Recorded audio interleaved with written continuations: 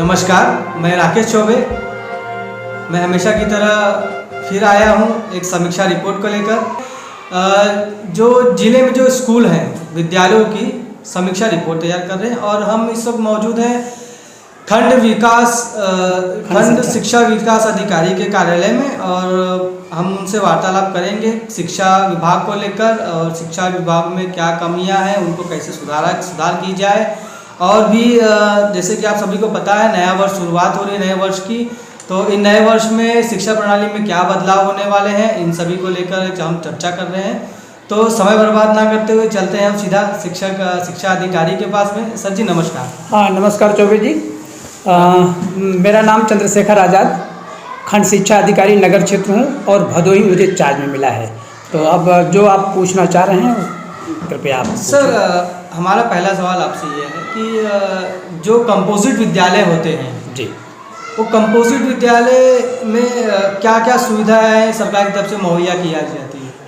Actual में composite विद्यालय means एक कक्षा 1 से लेकर 8 तक विद्यालय। हमारे जब एक ही कैंपस में परिषदीय प्राइमरी स्कूल भी रहते थे और जूनियर स्कूल भी रहते थे, तो जो दोनों में अलग अलग हेडमास्टर रहते थे, अलग अलग लोगों के जिम्मे जो है अलग अलग विद्यालय का चार्ज रहता था, काफ़ी परेशानी होती थी। अब वर्तमान में सरकार की मंशा थी, सरकार ने शासनादेश निकाला और जो एक परिसर में एक ही कैंपस में विद्यालय थे तो प्राइमरी और जूनियर को कंपोजिट बना दिया। अब एक व्यक्ति के जिम्मे पूरा चार्ज है और जो विशेषताएं हैं उसमें सारी विशेषताएं जो हमारी पहले से चल रही थी, जैसे ऑपरेशन कायाकल्प के 19 पैरामीटर से संतृप्त कराने की हम लोग बात करते हैं, तो उसमें कुछ पैरामीटर जो छोटे पैरामीटर हैं वो हम कंपोजिट ग्रांट जो सरकार देती है विद्यालय के हेडमास्टर के खाते में, उससे पूरा कराया जाता है छोटे छोटे पैरामीटर। और जो बड़े पैरामीटर हैं जैसे कमरों में टाइल्स है, चारदीवारी है, इस तरह के जो बड़े बड़े दिव्यांग शौचालय है, बड़े बड़े पैरामीटर जो हैं वो हम लोग जो है ग्राम पंचायत विभाग से कराते हैं और 19 पैरामीटर से विद्यालय को संतृप्त करने का पूरा लक्ष्य है और मैक्सिमम विद्यालय संतृप्त भी हो जा रहे हैं। कुछ विद्यालय में जहाँ छोटी ग्राम पंचायतें हैं, जहाँ धन का अभाव है, वहीं रह गया है। और बाकी ऑपरेशन कायाकल्प के मामले में ये है। और दूसरा जो हम लोग क्वालिटी एजुकेशन में काम कर रहे हैं वो निपुण भारत है। निपुण भारत में कक्षा 1 से 3 तक बेसिक जो है लक्ष्य रखा गया है कि एक बच्चा क्या क्या जो है उसमें क्या क्या दक्षता होनी चाहिए, इस तरह की है। सर तो जो विद्यार्थी हैं जी, तो उनके लिए क्या क्या सरकार की तरफ से है? हाँ, सरकार की तरफ से जो है डीबीटी में वो 1100 रुपया दिया जा रहा है। उसी में उस 11 में वो 1100 रुपया अभिभावकों के खाता में पैसा भेजा जा रहा है। उसी में उनको यूनिफॉर्म लेना है और जो यूनिफॉर्म में मतलब यूनिफॉर्म है, फिर जूता मोजा है, स्वेटर है, सारी चीज़ें हैं, मतलब गार्जियन खाते में जा रही हैं। एक कटाक्ष का सवाल उत्पन्न होता है यहाँ पर कि जो 1100 रुपये जो सरकार के माध्यम से दिया जाता है, तो क्या 1100 रुपये में हम और आप स्वेटर, ड्रेस, जूते, सॉक्स खरीद सकते हैं? देखिए, ये सरकार की पॉलिसी है, इसमें हमें ये नहीं कहना है कि कितने में हम खरीद पाएंगे, कितने में नहीं खरीद पाएंगे। पहले तो खरीदा जा रहा था, पहले तो सरकार जो है मतलब पहले तो जो है सरकार मतलब विभाग के द्वारा उपलब्ध कराया जा रहा था। बाद में सरकार ने योजना बनाया कि जब डीबीटी चल रहा है कि उस अभिभावक के खाते में ही पैसा भेज दिया जाए और अभिभावक अपनी सुविधा अनुसार अपने हिसाब से खरीदे, तो फिर सरकार की पॉलिसी है, इसमें वो किया जा रहा है। तो आपको क्या लगता है सरकार की जो ये पॉलिसी वो सही है? सरकार की पॉलिसी के विरोध में हमें कुछ नहीं कहना है। सरकार की पॉलिसी जो बन रही है वो सही है। तो सर्द का मौसम है और जैसा कि आपको पता ही है कि सभी लोगों को स्वेटर, हम और आप भी जैकेट पहन के बैठे हैं इस वक्त।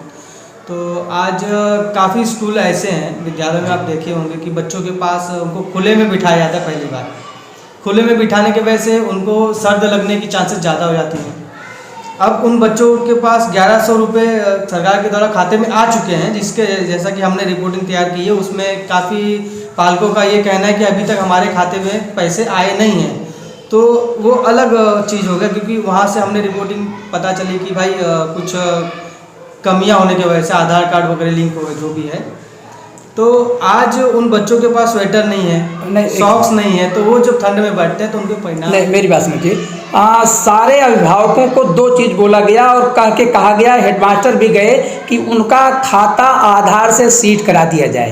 तो कुछ लापरवाह किस्म के अभिभावक जो हैं, जो अपने मतलब बच्चों की देख रेख क्या कहने के बावजूद भी कुछ नहीं काम कर रहे हैं, वहाँ सीट कराने नहीं जा रहे हैं, उन्हीं के खाते में पैसा नहीं पहुंचा है, बाकी सारे अभिभावकों के खाते में ये पैसा पहुंचा है। और ये 1100 रुपया केवल सपोर्ट के लिए है, ऐसा नहीं। गार्जियन का भी कुछ दायित्व बनता है, अभिभावकों का भी अपने बच्चों के प्रति दायित्व बनता है कि वो जो है उनको वेल मेंटेन करें। मैं तो ये कह रहा हूँ कि अभी आप कॉन्वेंट स्कूल में बच्चों को भेज रहे हैं तो वहाँ ट्यूटर भी लगाएंगे और बच्चों को वहाँ तक स्कूल तक लेके जाएंगे, और प्लस अभिभावक जो है मतलब टीचर से ज़्यादा अभिभावक पढ़ता है, मतलब उनके पीछे। और हमारे सरकारी स्कूलों में सारी सुविधाएं दी जा रही हैं, भोजन भी है, यूनिफॉर्म भी है। अब ये सपोर्ट में है ना, ऐसा नहीं कि वो बच्चा हमारे पास, मतलब हम पूरा सरकार का जो भी सुविधा है उतना दे रहे हैं, और प्लस ये खातों में सबको मैक्सिमम लोगों के गया है, केवल उन्हीं के खाते में नहीं गया है जिनका खाता अकाउंट से नहीं सीड हुआ है। जब तक अभिभावक बैंक में नहीं जाएगा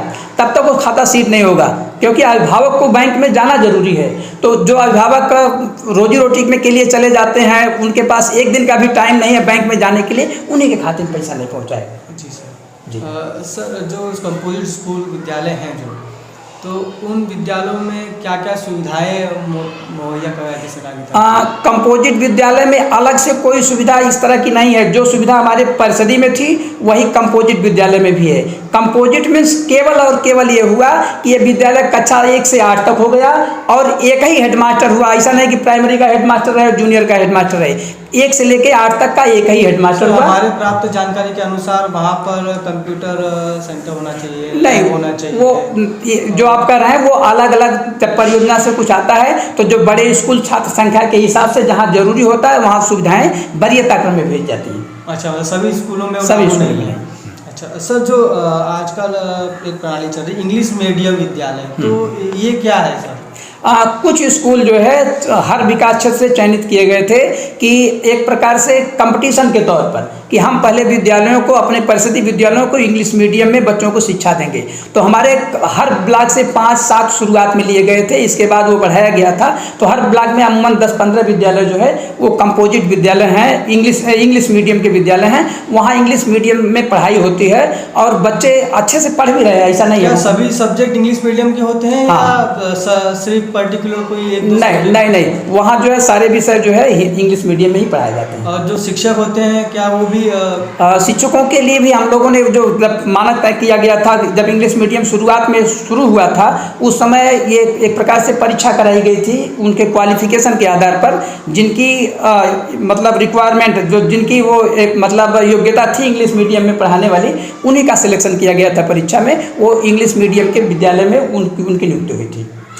नियुक्ति अलग से नहीं हुई थी, उनको पोस्ट ट्रांसफर के तौर पर उनको इंग्लिश मीडियम के विद्यालय में रखा गया था। तो सर इनके लिए कुछ अलग से सुविधा है सरकार? नहीं, इंग्लिश मीडियम के स्कूलों में अलग से कोई सुविधा नहीं आई थी। उनकी किताब अलग थी इंग्लिश मीडियम की, और हिंदी मीडियम की किताबें अलग थी। तो मतलब जैसा कि हमने पहले भी आपसे सवाल किया कि सारी किताबें क्या इंग्लिश में ही लिखी होती हैं या हिंदी पर्टिकुलर दोनों? नहीं, वहाँ की किताबें जो है हिंदी मतलब इंग्लिश मीडियम में ही थी। अच्छा, तो जो शिक्षक होंगे वो इंग्लिश में ही बात करेंगे, जैसे कि हम इंग्लिश मीडियम स्कूलों में देखते हैं जी, तो क्या उसी तरह होता है या? देखिए, हमारे बच्चे चूँकि ग्रामीण परिवेश के हैं और इनकी मातृभाषा हिंदी है, तो बच्चा जिस तरह से समझ जाए, हमारा उद्देश्य है कि बच्चा किस तरह से समझ जाएगा वो हम करते हैं। पता लगा इंग्लिश मीडियम का नाम हम कर दिए, बच्चा इंग्लिश मीडियम अगर बिल्कुल नहीं समझ पा रहा है तो पहले हम हिंदी मीडियम के माध्यम से उस इंग्लिश मीडियम की बात को समझाते हैं।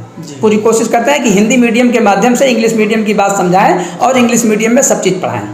सर, आपके हिसाब से शिक्षा प्रणाली जिस हिसाब से चल रही है तो इसमें कुछ और सुधार या कुछ इसके लिए कुछ? इस समय तो हम लोग बहुत मेहनत कर रहे हैं। शिक्षा को बेहतर करने के लिए विगत 2-3 सालों से बहुत मेहनत किया जा रहा है कि हमारा बच्चा ग्रेट कॉम्पिटेंसी कैसे हासिल कर ले। हम तो प्राइवेटों से भी कंपटीशन करा रहे हैं इस समय, और आप देखेंगे, आप खुद देख रहे होंगे, चूँकि समीक्षा कर रहे हैं, हमारे विद्यालयों की गुणवत्ता भी सुधरी है और अध्यापक भी मेहनत कर रहे हैं। इस समय तो लक्ष्य रख दिया गया है ना कि हम पूरे निपुण ब्लॉक को, निपुण विद्यालय को कैसे निपुण बनाएंगे, कैसे अपने ब्लॉक को निपुण बनाएंगे, कैसे अपने जनपद को निपुण बनाएंगे, ये पूरा टारगेट रखा गया है। हमारे ARP हैं, SRG हैं, अध्यापक हैं, सभी लोग मेहनत कर रहे हैं। तो सर अभी नए वर्ष में कुछ नया कुछ लेके आ रहे हैं? नया, चूँकि देखिए हम लोग कुछ लेके नहीं आते हैं, शासन का जो निर्देश होता है उसका पालन करना हम लोगों का काम होता है। और जो भी अभी तो जो टास्क रखा गया है हम लोग उसी पर काम कर रहे हैं। अभी शिक्षक संकुलों को, उनके विद्यालयों को निपुण बनाने का लक्ष्य रखा गया है। जुलाई तक सभी ARP को 10-10 विद्यालय बताया गया है कि इनको निपुण विद्यालय बना देना है, टारगेट दिया गया है। तो हम लोग अभी पूरी मेहनत से उस टारगेट को अचीव करने के लिए काम कर रहे हैं। सर वो ऐसे किसी एक ब्लॉक के विद्यालय का नाम बताइए 10 जिनको दिया गया है। ये जितने भी ARP हैं, मतलब हर ब्लॉक में बता रहा हूँ, सभी लोगों को सिलेक्ट करना है कि 10-10 विद्यालय, जैसे भदोही है ना, इसमें 4 ARP हैं, तो इन लोगों को 10-10 स्कूल जो है इन लोगों को सिलेक्ट करना है जिसको निपुण बनाना है। और जो शिक्षक संकुल हैं वो अपने विद्यालय को निपुण विद्यालय बनाना है। तो वो निपुण विद्यालय बनाने में क्या क्या उसमें कुछ तो हाँ, रहेगा ना कि बस अब निपुण का कॉन्सेप्ट समझ लीजिए। निपुण विद्यालय बनाने में सबसे पहले कक्षा 1 से 3 तक के बच्चों के लिए, ये 1 से 3 नहीं बल्कि बाल वाटिका से लेकर कक्षा 3 तक के बच्चों को अपेक्षित दक्षता निर्धारित की गई है। बाल वाटिका का है जैसे निर्धारित सूची में से 2 अक्षर वाले 5 शब्दों को पहचान कर लेगा तो बच्चा निपुण माना जाएगा। कक्षा 1 में है अगर 5 सरल शब्दों में से जो 2 अक्षर से बना हुआ वाक्य है वो अगर पढ़ ले तो निपुण लक्ष्य हो जाएगा। और कक्षा 2 के लिए है 45 शब्द प्रति मिनट की दर से पढ़ ले और दिए गए प्रश्नों में से 75% प्रश्नों को हल कर ले तो बच्चा निपुण हो जाएगा। कक्षा 3 के लिए है 60 शब्द प्रति मिनट की दर से पढ़ ले और दिए गए प्रश्नों में से 75% प्रश्नों को हल कर लेगा तो बच्चा निपुण हो जाएगा। इसी तरह से गणित के लिए भी दी गई है कि 10 तक की संख्याओं को पढ़ लेता है, ठीक है। दी गई संख्याओं में, वस्तुओं, आकृतियों में, घटनाओं के क्रम में व्यवस्थित कर लेते हैं। कक्षा 1 के लिए है 1 अंकी जोड़ एवं घटाव के 75% प्रश्नों को हल कर लेगा। और 2 के लिए है 2 अंकी जोड़ एवं घटाव के 75% प्रश्नों को हल कर लेगा। 3 के लिए है 3 अंक के लिए, मतलब इसमें है ना कि 2 से 10 तक की संख्याओं का गुणा कर ले और गुणनफल में 75% प्रश्नों को हल कर लेगा। मतलब एक हमने पैमाना जारी कर दिया है सरकार की तरफ से कि ये बच्चों को आना चाहिए। अगर ये आ जाएगा तो हमें मान लेंगे कि बच्चा निपुण हो गया। तो सर यानी कि आप एक कंपटीशन करवा रहे हैं सारे विद्यालयों में, जी, है ना। तो सर जो बच्चे ये कंपटीशन में पास होंगे, हाँ, उनके लिए कुछ आप लोगों ने रखा है गिफ्ट वगैरह ऐसा कुछ? अभी तो हमको सबको पास करना है, कंपटीशन नहीं करा रहे हैं, हमें तो सबको पास करना है। मीन्स जितने बच्चे इनरोल्ड हैं सारे बच्चों को निपुण बच्चा बना देना है। अच्छा, उनको प्रॉपर ट्रेनिंग देकर, हाँ, इस तरह पढ़ा करके। जो बच्चे समस्या आ रही, बीच में समस्या आ रही ना कि कुछ बच्चे ऐसे हैं 10% 5% जो रेगुलर नहीं हैं, 1 दिन आते हैं 2 दिन नहीं आते हैं। कुछ बच्चे हैं 1 दिन आते हैं 1 दिन नहीं आते हैं। कुछ बच्चे ऐसे हैं कि 1 दिन आते हैं 3 दिन नहीं आते हैं। उनकी हम लोग अलग से रिमीडियल क्लासेस कराते हैं कि वो मतलब कैसे वो सीख लें। और यहाँ हर सप्ताह का कंटेंट आता है, उसके हिसाब से हम लोग चल रहे हैं। तो सर इसके लिए कुछ नए शिक्षकों का आपने चयन किया है या उन्हीं शिक्षकों के माध्यम? नहीं, देखिए नए शिक्षक अलग से चयन इसके लिए नहीं हुए हैं, हमारे शिक्षक पहले से ही हैं। अब यह है कि उनमें जो है जहाँ जहाँ शिक्षक हैं, हाँ अभी वही काम कर रहे हैं, उनको प्रॉपर ट्रेनिंग दी गई है दीक्षा ऐप के माध्यम से।